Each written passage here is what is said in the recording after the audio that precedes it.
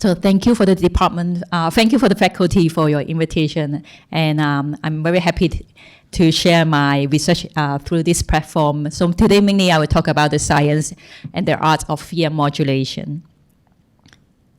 So mental health is a global issue. Nearly 1 in 7 people in the world are affected with a mental disorder. And depression and anxiety are very common mental disorders. They are very costly, not only to the individuals, but also to the society and also to the economy. So treating mental disorders is also very important for not only clinical intervention, but also for public health policy. And my team, we look at anxiety disorders in particular, mostly because it is prevalent and is very common among college students, which many of you are sitting here today. More women are affected than men for anxiety disorders. And personally, as a clinical psychologist, this issue concerns me the most. Only 1 in 4 people who are affected with anxiety disorders will seek treatment. And for those who seek treatment, there is a high non-response rate and also high dropout rates. So we have effective treatments there, but the treatment gap, there's clearly a treatment gap that we need to address. So, so traditionally, mental disorders are defined using a more categorical way. For example, there are generalized anxiety disorders, phobia, what else? OCD, PTSD. Those are defined by labels, and we diagnose a person based on the number of symptoms they have, and also whether those symptoms affect their daily functioning. So, and in research, we are trying to move beyond these diagnostic labels and really look into what kind of psychological processes or biological processes that underlie these kind of disorders. So, and fear is the underlying psychological construct for anxiety and fear-related disorders. And this is also the focus of my lab. So mainly we are asking what are the neuropsychological mechanisms underlying fear learning and extinction, and how can we get insights from affective neuroscience to improve, to augment psychological interventions for anxiety and fear-related disorders. In the interest of time today, I'm going to present one recent study from our lab. Mainly we look at how to manipulate one's perceptual awareness to modulate fear-related memories. So in this experiment, we use in psychology, we use the fear conditioning paradigm where, let's see, the highlight here, where participants, they first learn the association, for example, a neutral face with an aversive female scream. So after the learning, they will acquire that, okay, this is a so-called fearful face.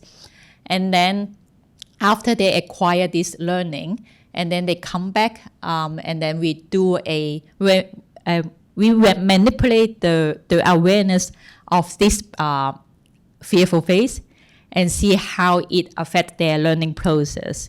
And we do it in an MRI scanner. And we manipulate, and these are the brain areas we normally see because these are fear-related areas. For example, amygdala, hippocampus, DLPFC, the prefrontal cortex area, and also the cerebellum. And we manipulate their awareness using a technique called continuous flash suppression. So CFS, in short, is a technique to suppress visual awareness. Let me try to press this one because I have a video in here. Yeah, can you help me show? Okay, actually it's the third one that I want to show. Can you, yeah. Can you help? Thank you.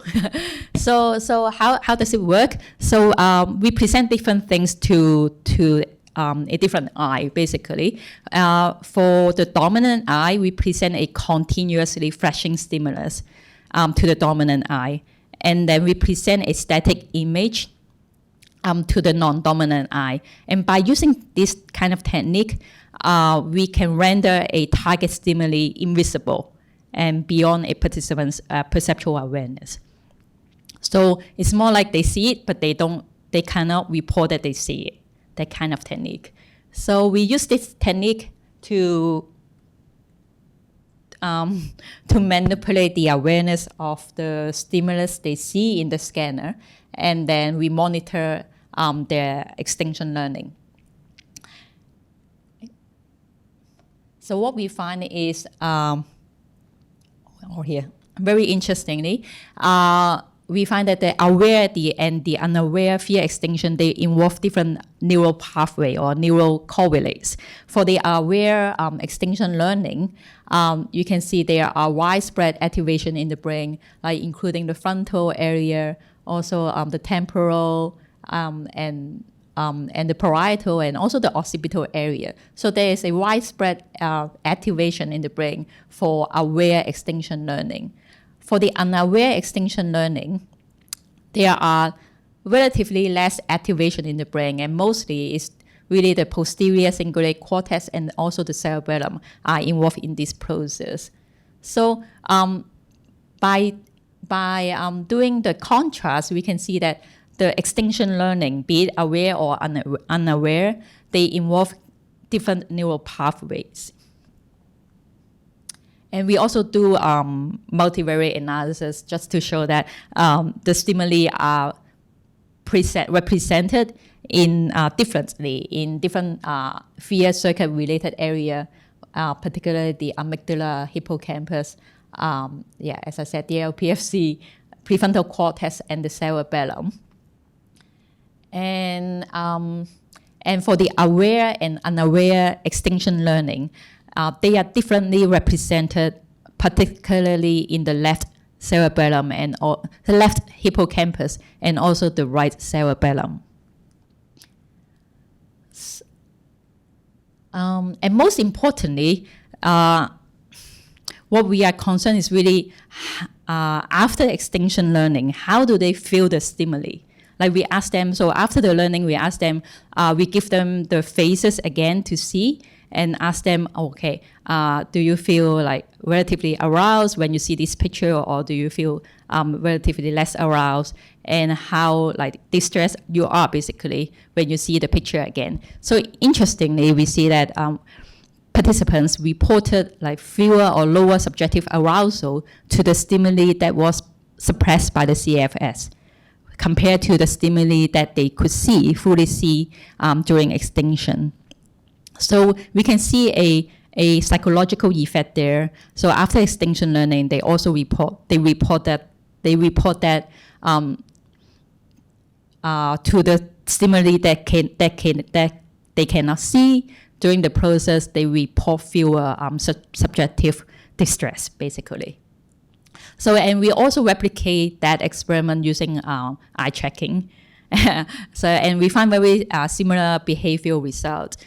They report less subjective arousal to the CFS suppressed stimuli. So coming back to that question, so could fear-related memories be modulated by passing the visual awareness?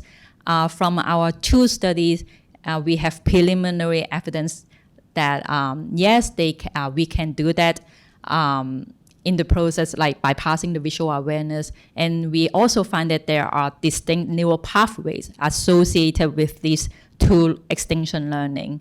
And psychologically, and also importantly, the unaware fear extinction, it elicited or evoked less subjective arousal than the aware extinction.